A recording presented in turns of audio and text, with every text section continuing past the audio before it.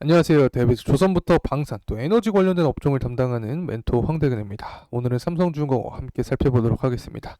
사실 제 영상을 계속해서 시청해주신 분들께서는 제가 삼성중공업 주주총회에 참석을 한 것을 다들 알고 계실 거라고 생각을 합니다.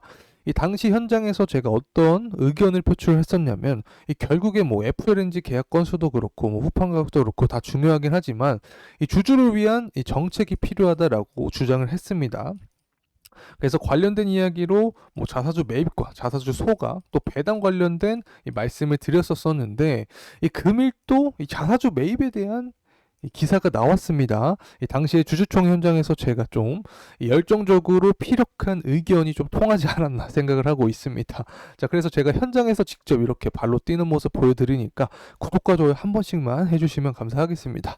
제 영상을 시청해주신 분들 중에서 이 신규 시청자가 대략적으로 80%가량이 됩니다. 그분들이 구독을 안 하시고 시청하시는 분들이 꽤 많은 상황인데 한 번씩만 부탁드리면서 영상 시작하겠습니다. 자, 그래서 이 최성한 삼성중공업 이 부회장님께서 이 5억 원 규모의 이 자사주 매입을 했다라는 이야기가 나오고 있는데, 저는 개인적으로 조금 더 많은 금액의 이 자사주를 매입했으면 좋았지 않을까 생각을 하고 있지만, 어쨌든 이러한 제스처 자체가 주주를 위한 이 어떤 정책을 다시 한번 시행을 하겠다라는 의지를 보여주는 거기 때문에 긍정적으로 작용하지 않나라는 개인적인 생각을 합니다.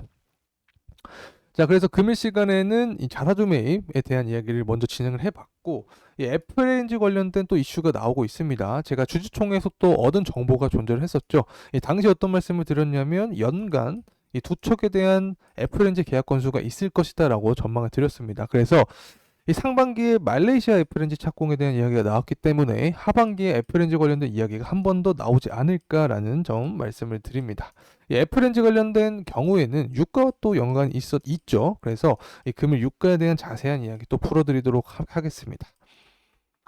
자, 그래서 애플엔지와 유가 관련된 이야기까지 진행하고 마지막으로는 또 정치적인 이슈와 후판 가격 협상 기간이 이 공통적인 부분이 또 존재를 합니다. 이 구간에서 이 주가의 강한 상승 모멘텀을 받을 수 있을 텐데 금일 전반적인 동향까지 체크해보는 시간 갖도록 하겠습니다. 그리고 한 가지 더 말씀드리고 싶은 부분이 있는데 저희 데이어 정말 다양한 전문가들이 각각의 업종 분야에서 하루하루 종목들을 열심히 분석해 나가고 있으니까 많은 관심 부탁드립니다. 자, 애플렌즈 관련된 이야기까지 앞서서 말씀을 드렸었죠. 자, 이제는 이 조선업 전반적인 좀 긍정적인 이야기에 대해서 설명을 드리려고 합니다. 이 K조선이 이 중국을 누르고 3년 만에 다시 세계 1위로 도약을 했다라는 이야기가 나오고 있습니다. 뭐 수주량도 그렇지만 결국에 가장 중요했던 점이 바로 선가죠. 제가 지난해부터 계속해서 강조드렸던 부분이 바로 이 점이었습니다. 또 24년 같은 경우에 전망을 했을 때 이 성과지수가 계속해서 오를 것이다. 자, 이렇게 전망을 드렸었고 그에 대한 이유로는 친환경 기술력 그리고 또 선별 수주 말씀을 드렸습니다.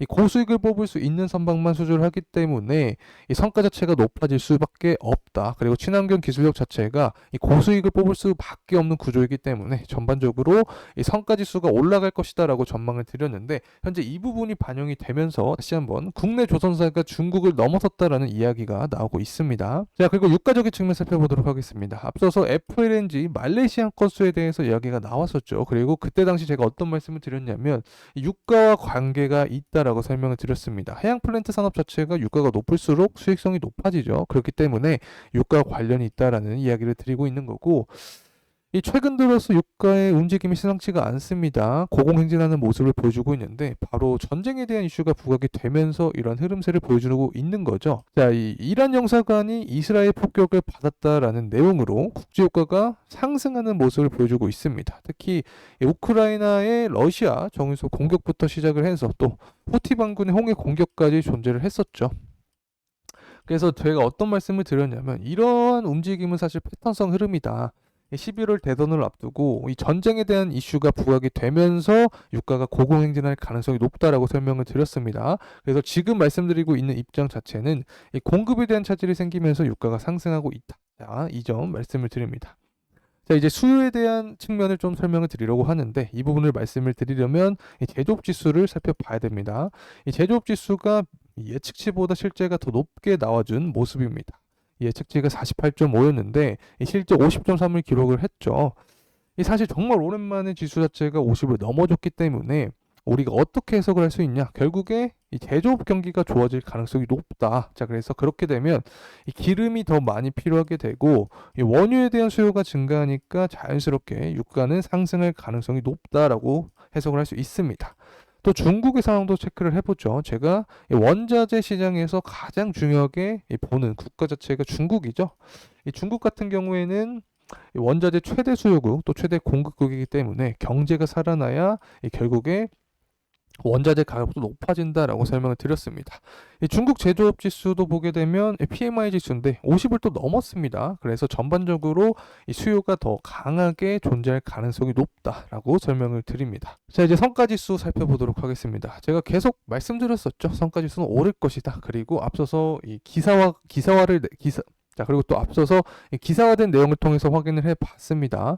이 성과지수가 높아지고 있기 때문에 이 부분이 바로 한번 국내 조선사가 중국 조선사를 제칠 수 있는 그런 배경이 되었다라고 설명을 드릴 수 있습니다. 또 중고성과지수도 상승을 해주고 있습니다. 이 중고성과지수 같은 경우에는 상승을 하게 되면 이 신조성과지수 상승까지 유발할 수 있다라고 지난 시간에 말씀을 드렸었죠. 그래서 이 국내 조선사의 도크가 꽉 찬 상태였기 때문에 이 신규 선박보다는 이 중고 선박에 자연스럽게 눈이 돌릴 수밖에 없게 되었다. 그렇기 때문에 23년부터 24년까지 중고 성과 지수가 굉장히 가파르게 상승을 했다. 자, 그래서 이 부분을 통해서 또 향후 성과 지수가 오를 수밖에 없는 그런 구조라는 점 말씀을 드립니다. 자, 이제 원달러 환율 체크를 해보겠습니다. 원달러 환율 같은 경우 상승을 해주고 있죠. 사실 이 조선업이나 조선기자재 업체들 같은 경우에는 원달러 환율이 증가하면 좋습니다. 이 수출기업 같은 경우에는 달러 가치가 증가하면 자연스럽게 이 수익도 더 높아질 수밖에 없게 되겠죠. 하지만 이 국내 이 코스피나 코스닥 일반적인 종목들을 보게 된다라고 하면 환율이 증가하면 좋지 않습니다. 왜 그러냐면 이 국내 증시에 모였던 이 유동성, 자본이 이 유동성이 밖으로 빠져나갈 수 있기 때문에 이 국내 증시는 하락할 수 있다. 하지만 그러한 상황에서 이 삼성중공업 같은 경우에는 이 수혜를 받으면서 주가가 상승할 수 있다. 이 점 말씀드립니다. 이 철광석 가격 살펴보도록 하겠습니다. 철광석 가격 같은 경우에는 하락을 해주고 있습니다.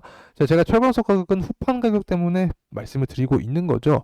23년 하반기 같은 경우 철광석 가격이 지금에 비해서 40%가량 높았습니다. 하지만 이런 상황에서도 후판 가격을 인하한 채 협상을 했었다. 자, 이러한 배경에는 일본의 엔저 현상으로 인해서 이 퀄리티 높은 후판을 싸게 수입을 할 수 있었다. 그리고 이 중국산 후판 수입 물량이 증가를 했기 때문에 조선업 입장에서는 협상을 유리하게 끌고 왔다라고 설명을 드렸습니다. 하지만 제가 지금 초점을 두고 있는 측면은 바로 철광석 가격입니다. 이때보다 40%가량 철광석 가격이 싸죠. 그래서 철광석 가격이 하락을 하고 있기 때문에 후판 가격 역시 인하한 채로 협상을 할 가능성이 있지 않을까 생각을 합니다. 자, 이제 가격적인 측면 살펴보도록 하겠습니다. 현재 가격 구간은 8,740원의 가격대를 형성을 해주고 있습니다. 제가 처음에 말씀드렸던 구간이 바로 8,300원에서 8,600원 구간을 뚫어주는 게 중요하다라고 설명을 드렸었죠. 그 이후에는 이 구간에서 가격 안정화를 이루어낸 뒤에 이 정고점을 뚫어주는 게 중요하다라고 설명을 드렸습니다. 현재 제가 말씀드렸던 이러한 시나리오 자체가 유효하게 작용하고 있는 순간이고, 이 주가가 하락이 나왔을 때 또 기준가치 8,300원 구간을 지지를 해줬습니다. 그래서 아직까지 상승에 대한 이 관점은 유효하다라고 설명을 드립니다. 자, 그리고 유가 같은 경우에도 계속해서 상승을 해주고 있죠. 최근 들어서 전쟁 리스크가 부각이 되고 있는 부분인데, 여기에 더 넘어서 이 정치적인 부분과 이 후판 가격 협상 기간이 또 공통적이라고 설명을 드렸습니다. 이 미국 대선이 7월부터 8월인데 전당대회가 있습니다. 그러면 2개월 전부터 지지율을 끌어올리기 위한 어떤 역할을 할 가능성이 높다. 이 구간에서 중국을 제재할 확률이 높은 거죠. 그렇게 되면 반사이익 측면에서 중국 조선업, 삼성중공업이 수혜를 입을 수 있는 거고, 또 특히 후판 가격 협상 같은 경우 상반기에 있다라고 설명을 드렸습니다.